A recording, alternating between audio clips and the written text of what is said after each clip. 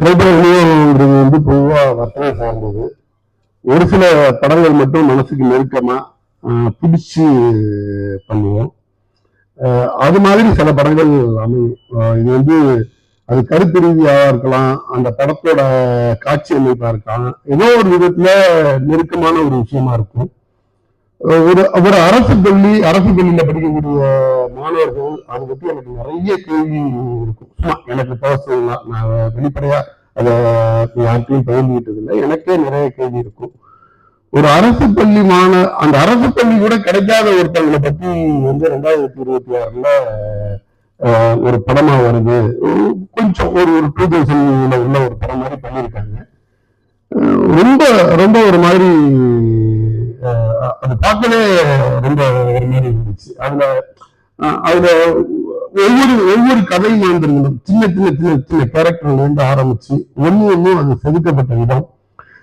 இந்த டைரக்டர் கணேஷ் விநாயகன் அந்த சுகுமார் சார் 2 பேர் சேர்ந்து ஏற்கனவே தேய்னு ஒரு படம் பண்ணாங்க. நான் அந்த படத்தை வந்து வெளியிட்டேன். இவங்க 2 பேருக்குமே ஒண்ணு உண்டு. இந்த காடு மலை அப்படின்னாலே 2 பேருக்கும் பயங்கர சந்தோஷம் வந்துடும் நினைக்கிறேன். அதை வந்து மொத்தமா அப்படியே எடுத்து கொண்டாந்து கொடுக்கணும்னு சுகுமார் சார் சொல்லவே வேண்டியதில்லை. காடு மலை அருவி அப்படின்னா வந்து சுகுமார் சார்னு பேட்டர்ன் பண்ணி வச்சு போட்டிருக்கு.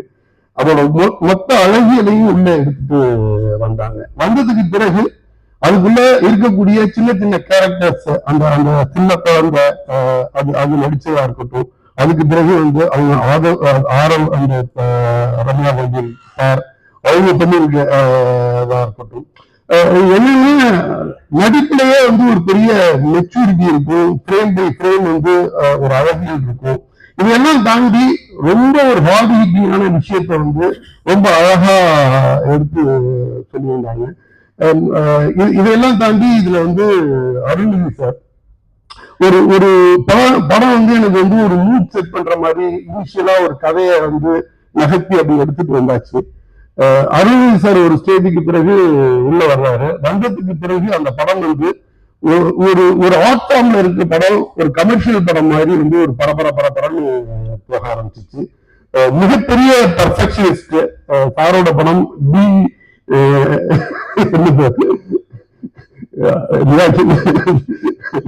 மிகப்பெரிய பர்ஃபெக்ஷனிஸ்ட் டிமாண்டி காலனி இதெல்லாம் வந்து சாரோட படத்தை எடுத்து மொத்தமா நான் வாங்கி வெளியிட்ட படம் அது.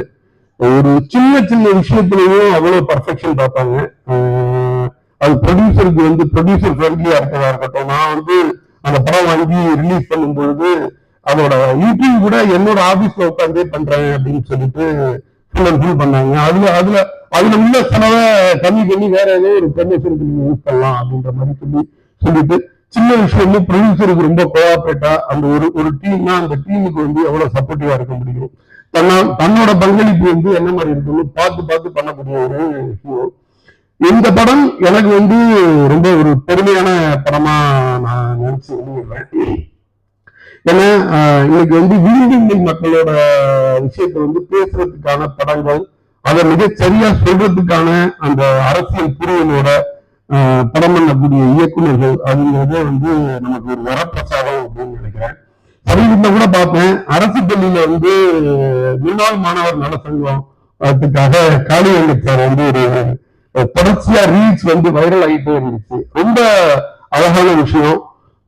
என்னன்னா இன்னைக்கு வந்து ஜென்சி கிட்ஸோ இல்ல அதுக்கு அடுத்து சோசியல் மீடியா லெவல்ல உள்ள கிட்ஸ் வந்து அவங்களோட அடுத்தடுத்த ஃப்ரெண்ட்ஸுங்களோட கனெக்டடா இருக்காங்க. அவங்களோட படித்த ஸ்கூல்ல இருந்து காலேஜ்ல இருந்து எல்லாமே கனெக்டடா இருக்காங்க.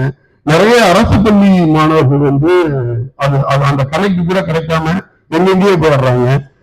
அது வந்து என்னன்னா நான் தான் நினைப்பேன், ஒரு அரசாங்கமே அதை எடுத்து முன்னாள் மாணவர் நடத்துறதுக்கு வந்து பண்ணா என்ன அப்படின்னு எல்லாம் கூட யோசிச்சிருக்கேன். இந்த படத்துல சம்பந்தப்பட்ட காளியங்க சார் வந்து அவரோட பள்ளிக்கு ரொம்ப அழகா அதை பண்றாரு. வாழ்த்துக்கள் காளியங்க சார். இந்த படம் பெரிய வெற்றி அடையணும். அதே மாதிரி வந்து 90 பிக்சர்ஸ் FG சரவணன் சார் அவங்க ஒரு மிகப்பெரிய நம்பிக்கையோட ஜி பிரகாஷ் சார் மியூசிக், இந்த படத்தோட பட்ஜெட் பத்தி எல்லாம் கவலைப்படாம இந்த படத்துக்கு எந்த அளவுக்கு வேணாலும் நான் சப்போர்ட்டிவா இருப்பேன். நான் வந்து அந்த படத்தை வந்து எடுத்து ப்ரமோட் பண்ணி ஸ்ட்ரீட் பண்ணுவேன் அப்படின்ற மாதிரி ஒரு ப்ரொடியூசர் முதல்ல வந்திருக்காங்க. அதுவும் வந்து ஒரு நல்ல நோக்கத்தோட உள்ள ஒரு படத்தை எடுத்துட்டு இருக்காங்க. எடுத்து இது மாதிரி வெளியிடும்போது இந்த படங்கள்லாம் உங்களுக்கு வந்து நல்லபடியா சப்போர்ட் பண்ணுச்சுன்னா இன்னும் நிறைய நல்ல படங்கள் வர்றதுக்கு ஒரு வாய்ப்பா இருக்கும். அதே மாதிரி இன்னைக்கு காலையில எனக்கு வந்து கபில் சார் கால் பண்ணாரு. கபில் சார் இது வரைக்கும் எனக்கு கால் பண்ணலையோ அப்படின்ட்டு திடீர்னு பார்த்தேன். அப்புறம் தான் தெரிஞ்சிச்சு நிக்கல் சார்னு. அந்த அந்த போட்டோ அப்படிதான் இருந்துச்சு. நான் ஒரு தப்பு பண்ணி பார்த்தேன்.